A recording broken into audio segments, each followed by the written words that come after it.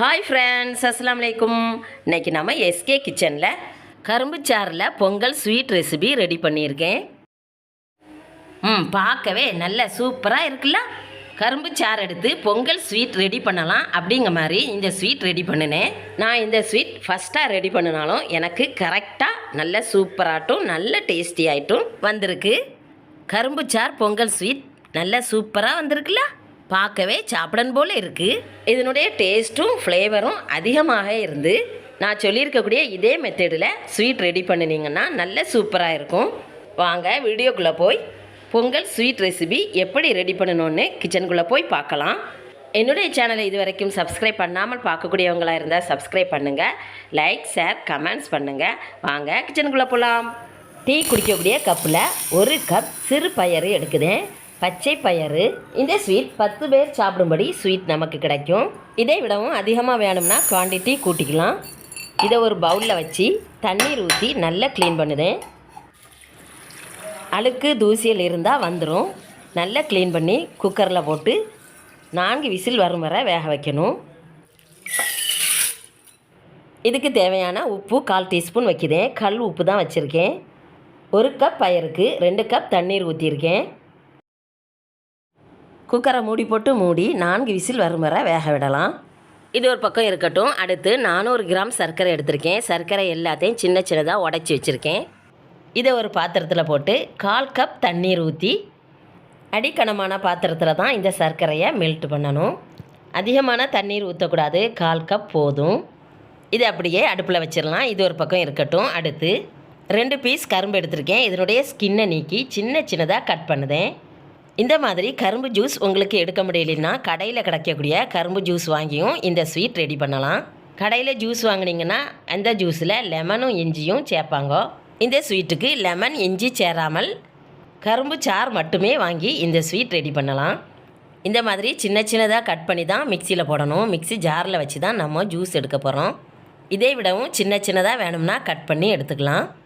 கரும்பு பீஸ் எல்லாம் கட் பண்ணிட்டேன். இதை ஒரு மிக்சி ஜாரில் வைக்கிறேன். மிக்சி ஜாரில் கொஞ்சமாக தண்ணீர் ஊற்றி அரைச்சி எடுத்துக்கலாம். பார்க்கவே தெரியுது நல்ல ஜூஸ் வரக்கூடிய கரும்பு. லிட் போட்டு மூடி வச்சு மிக்சியில் கிரைண்ட் பண்ணலாம். ஒரு முறை ஓட விட்டாலே போதும். கிரைண்ட் ஆயிட்டுது பாருங்க. இந்த மாதிரி அரைச்சா போதும். இதில் அதிகமான ஜூஸ் இருக்குது. இதை ஒரு வடிகட்டியில் வடிச்சிட வேண்டியதான்.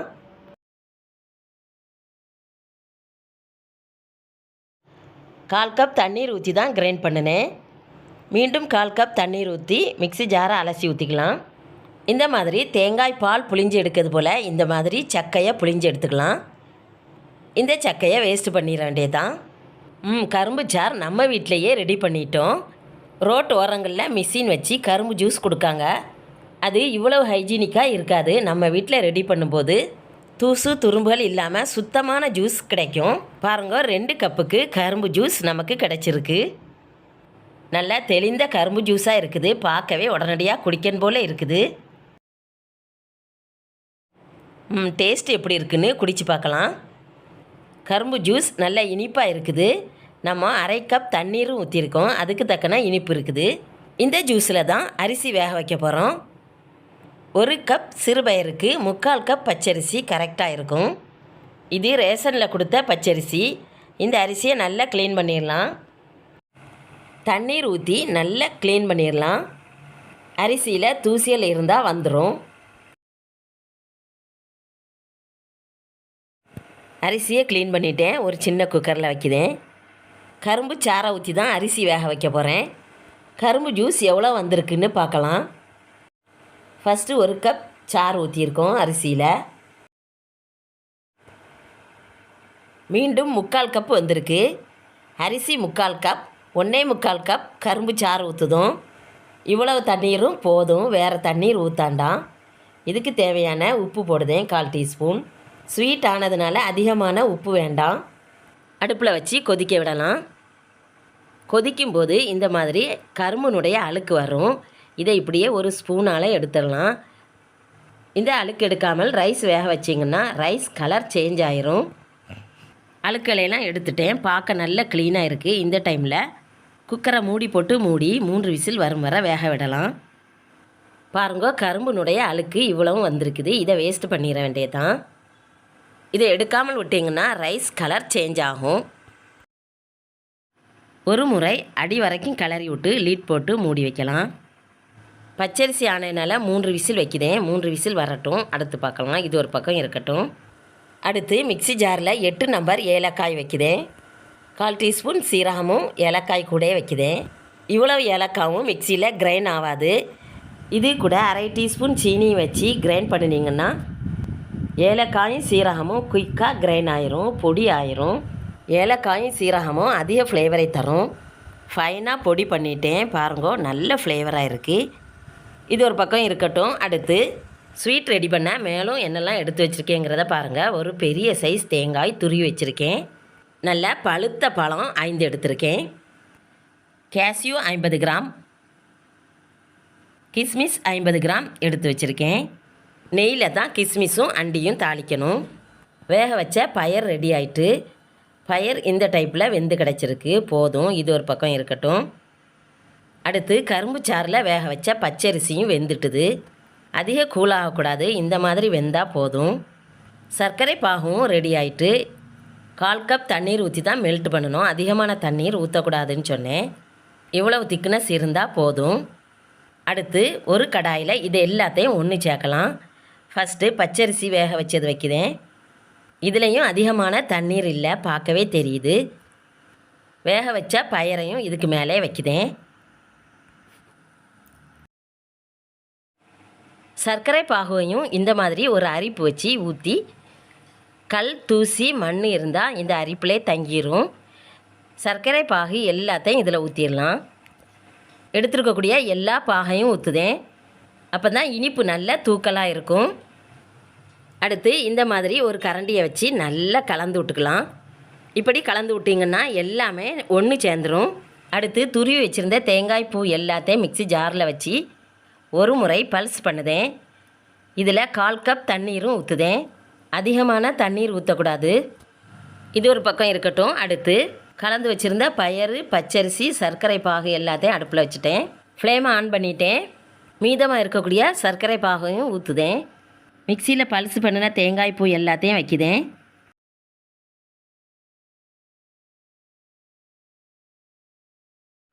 மீண்டும் நல்லா கலந்து விடலாம். மீடியம் ஃப்ளேமில் இருக்கட்டும்.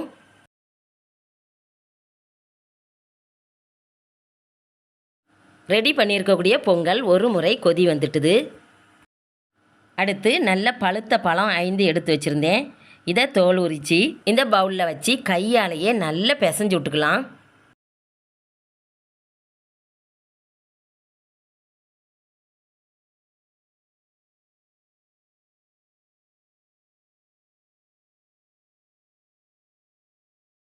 இது ஒரு பக்கம் இருக்கட்டும். அடுத்து ஒரு தடுக்கா பேனில் 50 மில்லி நெய் வைக்கிறேன்.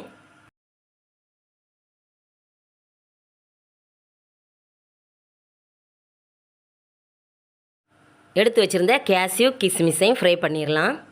நெய்யிலேயே கேஷ்யூவும் கிஸ்மிஸையும் ஃப்ரை பண்ணும்போது அதிக ஃப்ளேவராக இருக்கும். நம்முடைய பொங்கல் ஸ்வீட் நல்ல டேஸ்டியாட்டும் அதிக ஃப்ளேவராட்டும் இருக்கும். கிஸ்மிஸ் எல்லாம் நல்ல பபிள்ஸ் ஆகிட்டு ஃப்ளேமை ஆஃப் பண்ணிடலாம்.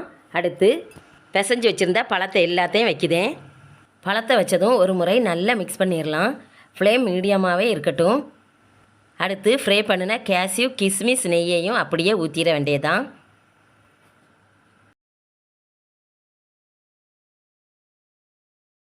மீடியமாகவே நம்முடைய பொங்கல் கொதிச்சிட்டு இருக்கு, பார்க்கவே தெரியுது. மீண்டும் ஒரு முறை நல்லா மிக்ஸ் பண்ணுதேன். நம்முடைய பொங்கல் ஸ்வீட் ரெசிபி நல்ல இறுகி வந்துட்டுது. ஃபைனலி அதிக ஃப்ளேவர் தரக்கூடிய ஏலக்காய், சீரகம், சீனி பொடி பண்ணியிருந்தோம். அந்த பொடி எல்லாத்தையும் இதில் வச்சிடலாம். மீண்டும் ஒரு முறை நல்லா மிக்ஸ் பண்ணுதேன். இந்த மாதிரி கரண்டியில் எடுத்து கீழே விடும்போது நல்லா திக்காக கீழே விழணும். நம்முடைய பொங்கல் லூஸாக இருக்கக்கூடாது, திக்காக இருக்கணும். பாருங்க, இந்த டைப்பில் இருக்கணும். போதும், ஃப்ளேமை ஆஃப் பண்ணிட வேண்டியதுதான்.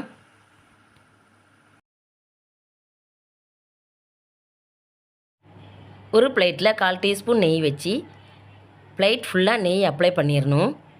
நான் 2 பிளேட்டில் நெய் ஃபுல்லாக அப்ளை பண்ணி எடுத்து வச்சுருக்கேன். இதில் தான் ரெடி பண்ணின பொங்கல் ஸ்வீட்டை வைக்குதேன்.